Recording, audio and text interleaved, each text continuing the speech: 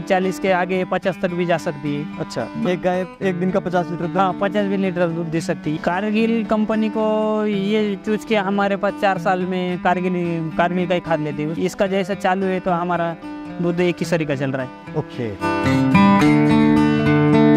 उधर हमको 40 रुपये रेट मिलता है। अच्छा, वहाँ आपको 40 रुपये के हिसाब से रेट मिलता है? 40 रुपये हिसाब से रेट मिलता है। फीड के साथ में गए, वो कंपनी इधर का जो आदमी है वो आता है इधर गोठे में देखने, सेम टिकट लेके आते हैं, गाय को चेक करते, वो साइलेज का सैंपल लेके जाते, आते जाते रहते 15 दिन में 20 दिन में। सिर्फ आपको फीड नहीं देते, फीड के साथ में पूरा आपका जो फार्म है इसका मैनेजमेंट रखते हैं। किसान भाइयों, आज का वीडियो काफ़ी इंटरेस्टिंग होने वाला है, तो इस वीडियो को पूरा जरूर देखिएगा, क्योंकि आज के इस वीडियो में हम बात करने वाले हैं डेयरी फार्म के बारे में। आज के इस वीडियो में हम जिस डेयरी फार्म के बारे में बात करने वाले हैं, इस डेयरी फार्म की शुरुआत में 5 गाय थी और 5 गायों से ये डेयरी फार्म 50 गायों तक पहुंच चुका है। और आज इस फार्म की जो इनकम है वो महीने की लगभग 5 लाख रुपए के आसपास होती है। तो चलिए शुरू करते हैं आज के इस वीडियो को, जानते हैं इस डेयरी फार्म के बारे में कि किस तरीके से डेयरी फार्म सक्सेसफुली चलाया जा रहा है। नमस्कार सर। नमस्कार। सबसे पहले तो आपका स्वागत है हमारे चैनल पर, और हमारे जो किसान भाई आपको देख रहे हैं, थोड़ा सा आप उन्हें अपना और अपने फार्म का परिचय कराइए। मेरा फार्म का नाम है आप्पाजी डेयरी फार्म, और मैं महाराष्ट्र में धुमड़वाड़ी और अकोले में रहने वाला हूँ। तो अभी जैसे आप जो डेयरी फार्मिंग आप कितने टाइम से कर रहे हैं? मैं डेयरी फार्मिंग कम से कम 20 साल से कर रहा हूँ। 20 साल से? हाँ। सो जैसे आप डेयरी फार्मिंग, जैसे हमारे जो किसान हैं वो काफ़ी अलग अलग चीज़ों में जाते हैं, आपने डेयरी फार्मिंग को क्यों चुना? हम पहले से, हमारे पिताजी भी गाय का गोपाल धंधा करते थे पहले से, उसके बाद हम भी करते हैं। तो अभी जैसे आपका जो डेयरी फार्म है, इसमें जब आपने शुरुआत की थी उस टाइम पे आपके पास कितनी गाय थी और अभी कितनी गाय? नहीं, पहले हमारे पास 5-6 गाय से काम, धीरे धीरे 5 से 10 हो गए, 10 से 12 हो गए, 12 से 20 हो गए, 20 से 25 हो गए, 25 से 30 हो गए, 30 से 40 हो गए, 40 से 50 तक हम चले गए। अच्छा, तो अभी आपके पास कितनी गाय हैं? 75 जानवर है पूरा। अच्छा, तो 50 में से आपकी मिल्किंग में कितनी है, वो थोड़ा सा आप? और 50 जानवर के पास हमारे का मिल्किंग में अभी 20-22 जानवर मिल्किंग में है। अच्छा, और दूसरे कम से कम 20 जानवर हमारे गाभन है, प्रेग्नेंट है, और 10 एक कारवड़े। तो अभी जैसे आपका ये जो फार्म है, ये कितने एरिया में आपका बना हुआ है अभी? हमारा फार्म ये कम से कम 20 घंटे में है। अच्छा, 20 घंटा। अच्छा, ठीक है। आपकी ये जो नस्ल है, ये नस्ल कौन सी है? वो जानवर हमारे डेनमार्क भी है, और HF के है, वुडवाइज के भी है। ये बच्चा है हमारा, ये वुडवाइज का बच्चा है, ये भी बच्चा वुडवाइज का है। और ये जो आगे वाला ये है, ये डेनमार्क का बच्चा है। ये वाला डेनमार्क का बच्चा है। अच्छा, ये जुपिटर है ABS का। जी।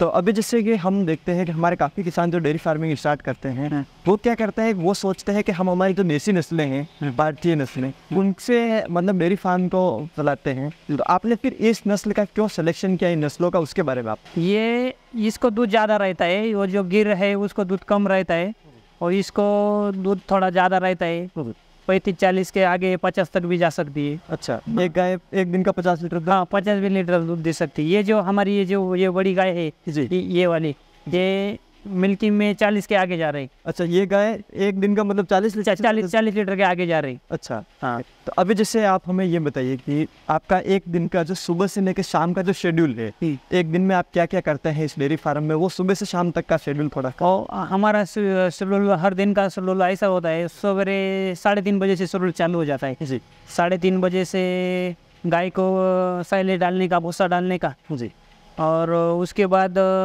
इधर मिल्किंग को गाय लेने का जी।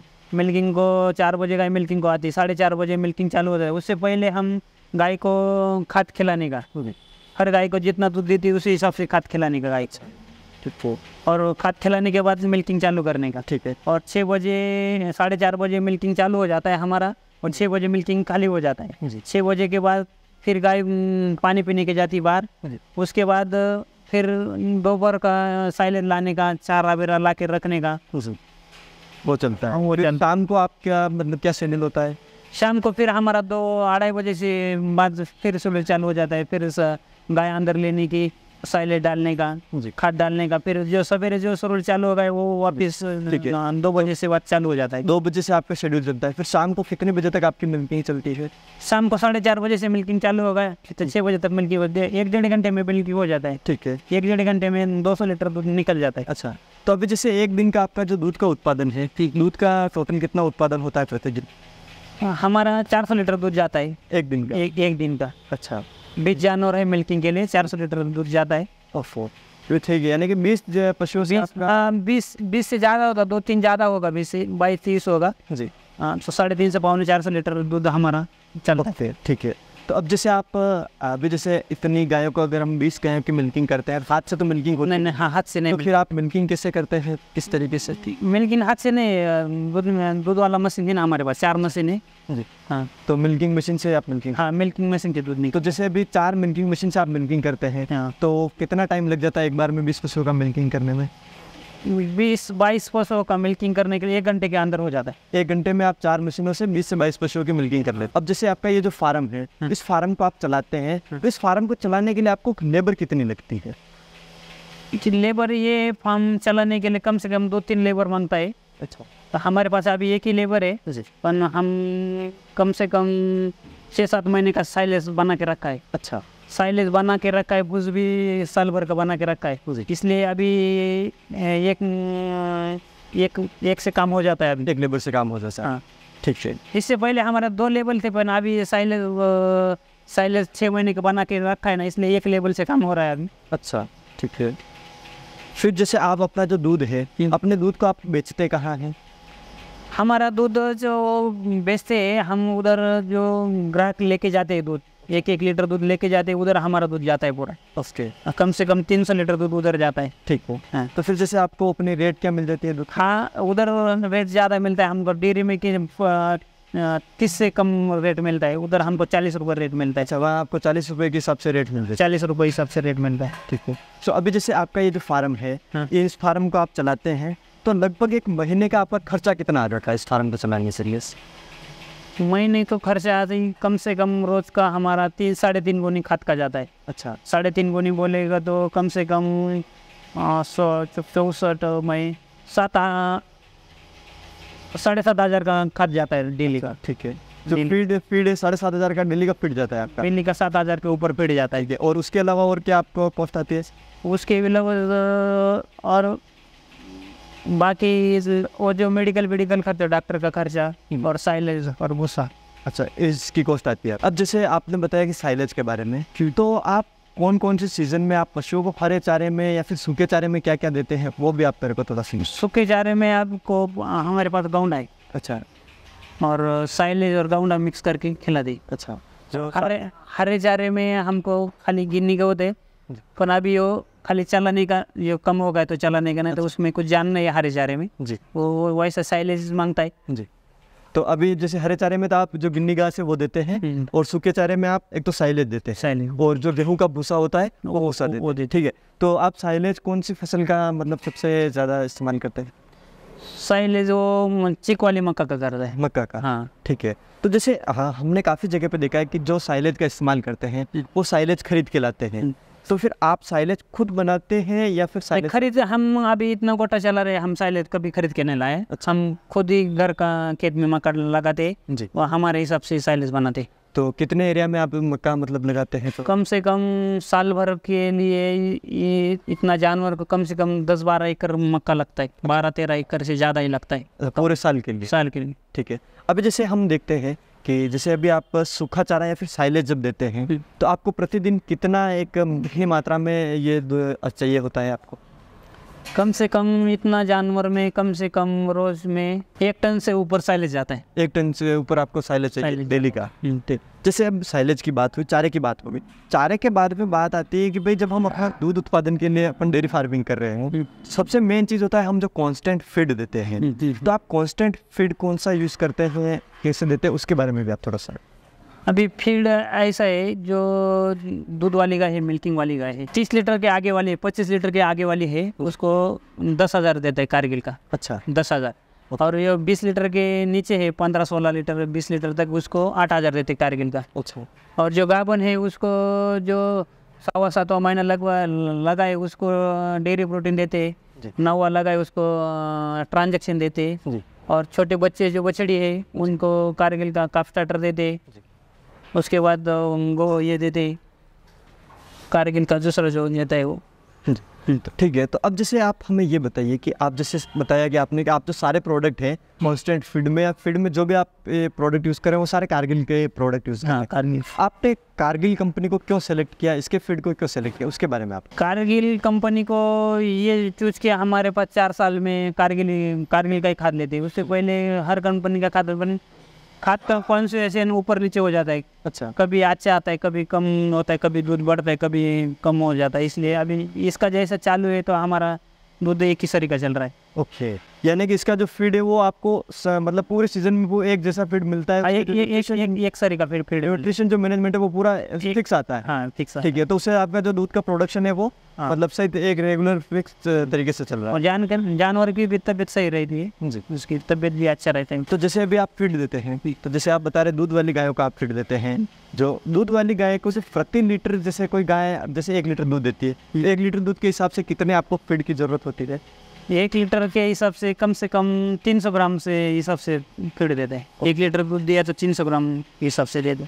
ठीक है, तो अभी जैसे आपने बताया कि आप कांस्टेंट फीड में सारा जो भी फीड है वो कारगिल कंपनी का यूज़ करते हैं, तो ये फीड आप परचेस कहाँ से करते हैं, आपको कैसे मिलता है, उसके बारे में आप? वो जो कारगिल से फीड जो आता है कंपनी का, जो इधर जो डिस्ट्रीब्यूटर है उसी से पास से हम फीड लेते। ओके, तो यहाँ के जो डिस्ट्रीब्यूटर हैं उनसे आपको फीड मिल जाता है। हाँ। तो अभी जैसे आप जैसे इस कंपनी का फीड इस्तेमाल करते हैं, तो कंपनी की आपको क्या क्या सुविधाएं मतलब फीड के साथ में मिलती है? फीड के साथ में क्या, वो कंपनी का जो है इधर का जो आदमी है वो आता है इधर गोठे में देखने के लिए क्या है, गोठे में क्या प्रॉब्लम है, कौन सी गाय बीमार है, किसी को मास्टरडीज होता है, सेम टिकट लेके आते हैं, गाय को चेक करते, उसको मास्टरडीज होगा, किसी को क्या होगा, और साइलेज का सैंपल लेके जाते हैं, साइलेज का इसको कितना प्रोटीन है क्या, और खाद का भी सैंपल लेके जाते हैं, प्रोटीन कम है क्या, बीसी है, और आते जाते रहते हैं 15 दिन में 20 दिन में ऐसा।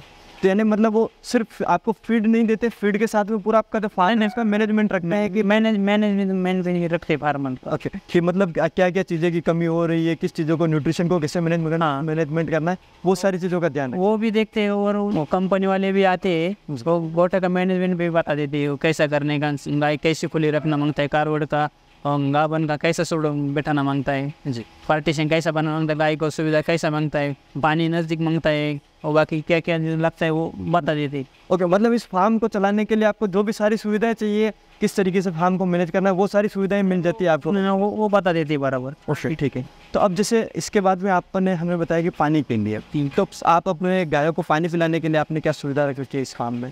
पानी पीने के लिए उधर एक टंकी बना है, उधर गाय जाती पानी पीने के लिए। अच्छा, तो अभी जैसे मैं थोड़ा आपके जो शेड है, शेड के बारे में जानना चाहूँगा, शेड की डिज़ाइन क्या है, कैसे आपने शेड बना रखा है उसके बारे में?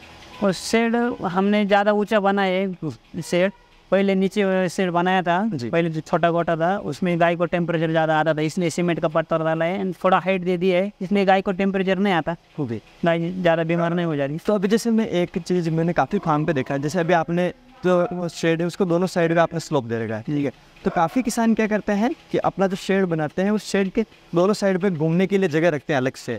आपने क्या कर रखा है कि यहाँ जो शेड है इनके फीडिंग के लिए एक तरफ रख रखा है और मतलब घूमने का पूरा एरिया एक तरफ रख रखा है, तो वो उसके बारे में भी आप थोड़ा। घूमने के लिए हमारा एक गोटा पहला बंदिश था इधर का, पहला गाय इधर बांध ली थी, उसके बाद हमने मोकला गोटा बना दिया, मोकला गोटा हमने वो बगल बना दिया, और इधर से गाय आती है, खाना खाती है, उधर जाती है, बाकी मिल्किंग के लिए गाय हम इधर लेके आते हैं ये बगल से। ये जो यहाँ पे है ये मिल्किंग के लिए, ये मिल्किंग पार्लर इतना, ये हमारा एक साथ 20-25 जानवर मिल्किंग पार्लर। ओके, या तो मिल्किंग वाले वो सारी एक साथ में एक साथ में आ जाती है मिल्किंग के लिए। ठीक है, तो अभी जैसे आपके शेड में आपने जो खुरली बना रखी है फीड डालने के लिए, तो ये किस तरीके से बनाई है, ये किस तरीके की है, उसके बारे में भी आप थोड़ा। ये वीट का बना दिया है जी, वीट का बना के खाद डालने के लिए, चारा डालने के लिए, इधर से ईट का बना दिया है, डायरेक्ट वो रेडीमेड मिलता वो नहीं लाया, हम खुद ही बना दिया इधर ही। ओके, ठीक है, फिर आपने ये जो जाली है वो जाली लगा दी और इसमें आप अपना जो फीड है वो डाल। हाँ, ये जाली इसलिए लगा दिया है, इस इधर गाय ने मुंडी डाल दिया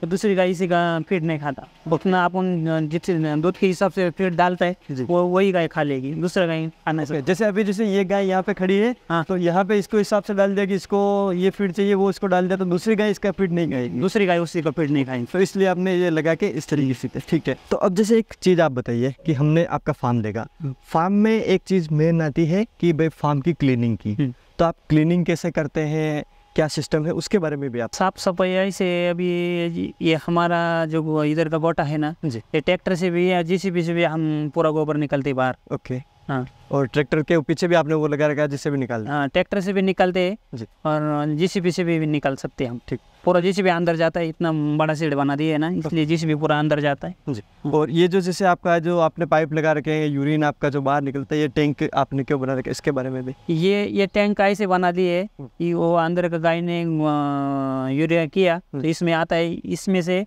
पंप बैठा दिया है, खेत में जाता है डायरेक्ट। मैं इधर गोटे के बगल में ज़्यादा दिक्कत ना आ जाए। ओके, तो यहाँ पे जो सारा है वो इस टैंक में आ जाता है, फिर यहाँ से आप पंप से इसको खेत में खेत में लेके जाते हैं। ये साइलेज बनाया हमने, कम से कम ये साइलेज हमको 8 महीने के ऊपर जाता है, ये चारों बनाए तो। अच्छा, ये 2 महीने के, हाँ, ये चारों साइलेज भरा रखा ना ऐसा पूरा, तो कम से कम 8 महीने के ऊपर जाता है। ओके।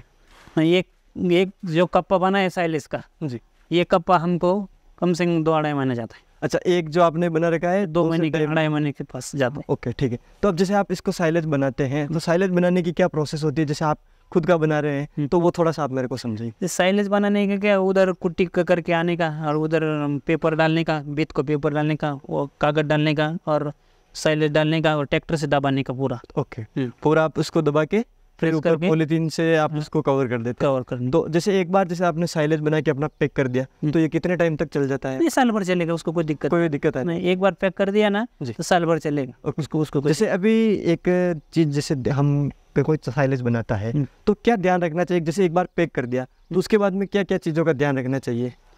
एक बार पैक किया ना तो खाली जब भी आप इनको साइलेज निकलने का ना और रोज के रोज कटिंग करने का पूरा। ओके। पूरा लेयर एक बार है ना पूरा कटिंग करने का, छोड़ने का नहीं लेयर। जैसे आधा छोड़ दिया तो उसको बुरशी आ जाता है, ऐसा पूरा लेयर एक गड्ढा फंगस आ जाती है। हाँ, तो पूरा एक साथ तो कितना भी निकालो जी, तो रोज थोड़ा थोड़ा निकालने का। अभी ये साइलेज है, किधर है कि उसमें कुछ कचरा कुछ भी नहीं। हाँ, इसका स्मेल भी अच्छा आता है, देखो स्मेल देखो उसे, बदबू नहीं है इसमें।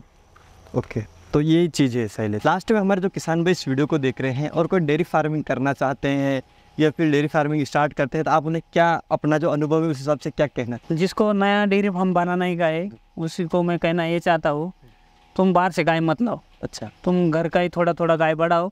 बाहर से गाय लाएगा तो जो नया जो है जो बनाने वाला वो कभी सक्सेस नहीं होएगा। ओके। जो किसान है जो जिसके गोठे में गाय है वो अच्छा गाय कोई देता नहीं जी।